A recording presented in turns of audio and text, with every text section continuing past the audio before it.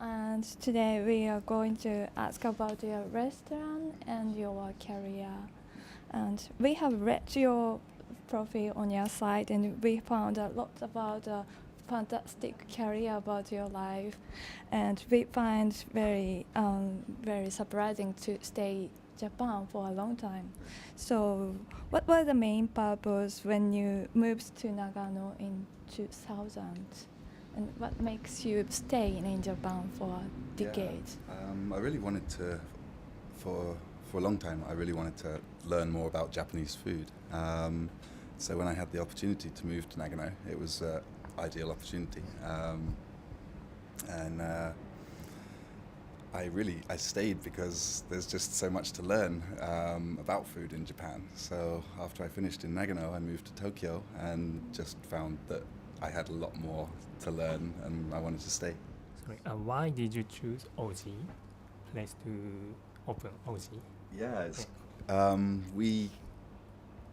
we decided that we were going to open a restaurant, we looked around many places in central Tokyo, and because it was our first restaurant and we were funding it ourselves, we've just found them too expensive. So we live in Ouji. So and every day we'd walk past this restaurant and get on the train and go and look for another site or go and look at another place and another area, and it just turned out that everything that we liked was too expensive. So I said to my wife, okay, let's open in Ouji. And so she laughed. She's like, you can't open a restaurant like that in Ouji, no one will come.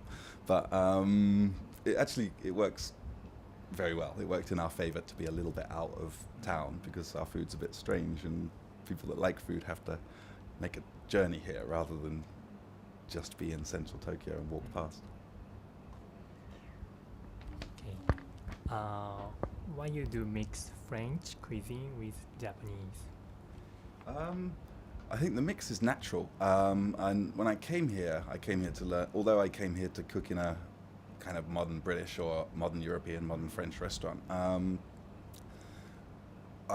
began learning about Japanese food. The more you learn about something, the more you want to mix it into what you already know, no matter what you cook. And also regionally, it's perfectly natural to mix food. I think it's quite strange when people think it isn't. If I was to be in Japan trying to cook purely French food, or be in Japan trying to cook purely English food and sticking to just the ingredients that I could get in those countries halfway around the world, that would actually seem more strange to me than learning how to incorporate the ingredients that I have here locally in Japan into any given style of cooking. Being English, the white fox is as a pub sign, as a bar sign, is not so strange. You can have the king's head and the pink cow and the white fox, or the swan and duck, or the waterside inn. You know, I mean, they still sound like a pub. And though they're 3 Michelin star restaurants, the pub name rather gives them some very casual image, and that works even better for us because we are a casual restaurant. This is not fine dining here. What makes you happy, angry, tired when you're running a restaurant business? I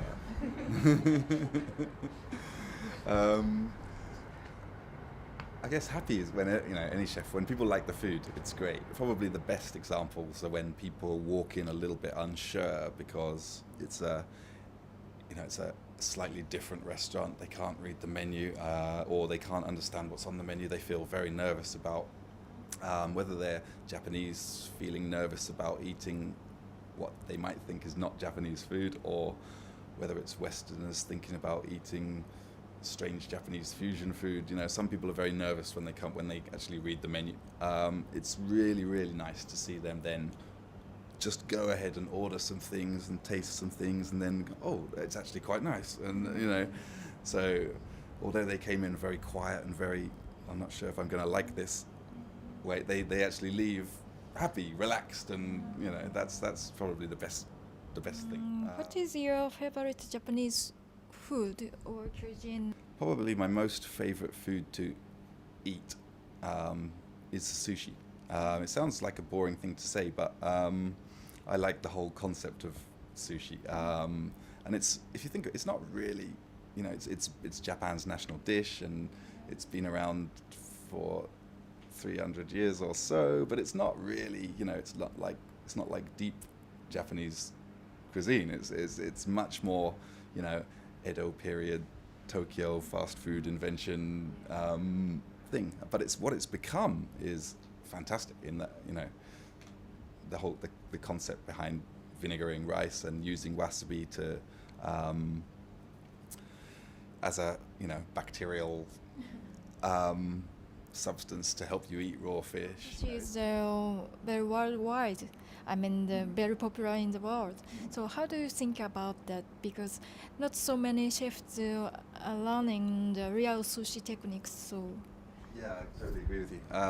But that's also true of all things. The one thing that makes there's two things that make sushi great in Japan. Of course, yeah, like you said, the chefs have great technique and they can use everything. So they use a wide range of things to put on top of rice to make their sushi. But in Western countries, their repertoire is small, and so they tend to use very basic things, you know, salmon and maguro and hotate and things like that. And so they're not really learning, and some, like you say, don't even do it very well.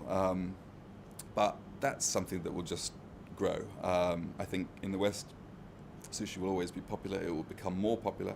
But as people learn about it, they will want, particularly Westerners that have lived in Japan and then gone home, they want better sushi. You know, I mean, I think we need to grow the restaurant up in Tokyo first. So probably our next move will be into central Tokyo and into a more restaurant environment so that we can take the food up several levels and get recognized for our food. If we can get recognized for the specific style of food that we do in Tokyo, ideally gain a Michelin star or whatever, then it's very easy to export it to Hong Kong or Singapore or London or whatever.